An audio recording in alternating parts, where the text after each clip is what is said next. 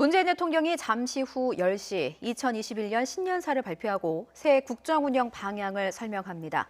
올해 우리 정부가 어떤 기조를 가지고 어떤 정책에 주력할지, 코로나19와 경제 위기 등 당면한 현안은 어떻게 풀어나갈지 직접 들어볼 수 있는데요. 취재기자 연결해서 오늘 신년사에 담길 내용 알아보도록 하겠습니다. 나연수 기자. 네, 청와대 춘추관입니다. 한 해 국정 운영에 대한 문 대통령의 밑그림이 나오는 날입니다. 어떤 내용에 방점이 찍힐까요? 네, 키워드를 뽑아보자면 회복, 도약, 그리고 포용이라고 할 수 있겠습니다. 오늘 신년사는 26분에서 27분 정도 분량으로 전해지는데요.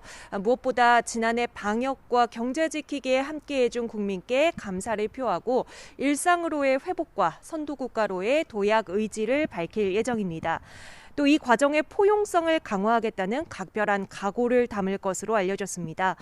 문 대통령은 앞서 지난 5일 새해 첫 국무회의를 주재한 자리에서도 빠른 일상 회복이 새해 가장 큰 선물이 될 수 있도록 정부가 최선을 다하겠다고 밝혔는데요. 오늘 신년사를 통해 다음 달 백신 접종을 차질 없이 시작해 코로나 위협에서 조속히 벗어나겠다는 정부의 계획과 의지를 강조할 것으로 보입니다. 마침 오늘 3차 재난지원금 지급이 시작되죠. 소상공인과 자영업자 등 생계 위기에 내몰린 국민을 위해 정부가 대책을 추가로 마련하고 있는지도 관심입니다. 위기 극복에 이은 경제 반등, 나아가 선도국가로의 도약은 문 대통령이 K방역에 대한 자신감을 바탕으로 계속 언급하고 있는 건데요. 도약의 발판으로 추진하는 것이 한국판 뉴딜과 2050 탄소 중립입니다. 새해 첫 경제 일정으로 저탄소 친환경 고속열차인 KTX 이음에 시승했을 만큼 집권 5년차 역점을 둘 사업인데요. 기술과 친환경 그리고 지역 균형 발전을 잇기 위한 정부의 노력을 설명할 것으로 보입니다. 또 새해 들어서 이명박, 박근혜 두 전직 대통령의 사면론이 나오면서 청와대의 입장이 관심이었는데요. 오늘 이와 관련한 언급이 있겠습니까? 네, 사면론은 국회에서 먼저 나왔지만 앞서 지난 7일 신년 인사회에서 문 대통령이 통합을 이야기하면서 더 주목을 받았습니다. 결론부터 말씀드리자면 오늘 신년사에 전직 대통령의 사면과 관련한 언급은 없는 것으로 전해집니다. 애초 문 대통령이 신년 인사회에서는 새해에는 회복의 해, 통합의 해, 도약의 해라고 말했던 것을 신년사에서는 회복과 도약은 그대로 두되 통합 대신 포용이라는 단어에 힘을 줄 것으로 알려졌는데요.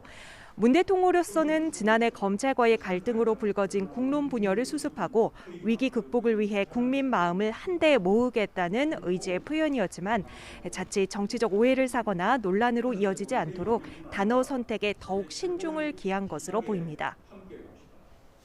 또 남북 관계와 관련해서는 어떤 구상을 내놓을까요? 네, 미국 바이든 행정부 출범을 앞두고 지난해 교착 상태에 빠진 남북 간 또 북미 간 대화 국면을 풀기 위한 새로운 해법이 나올지가 관심입니다. 더구나 최근 북한 김정은 국무위원장이 제8차 당대회에서 내놓은 발언이 눈길을 끌었죠. 우리 정부를 향해 남측 태도에 따라 다시 3년 전 봄날과 같이 평화와 번영의 새 출발점으로 돌아갈 수 있다고 말한 것인데요.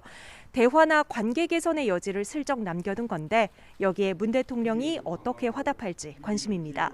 문 대통령은 지난해 하반기 코로나19 위기 국면에서의 방역 협력을 이야기해왔고 최근 신년 인사회에서도 여건이 허용한다면 한반도의 비핵화와 항구적 평화에도 노력을 기울일 것이라는 의지를 밝혔습니다. 문 대통령의 신년사 잠시 후 10시에 시작됩니다. 생중계로 전해드리겠습니다. 지금까지 청와대 춘추관에서 YTN 나연수입니다.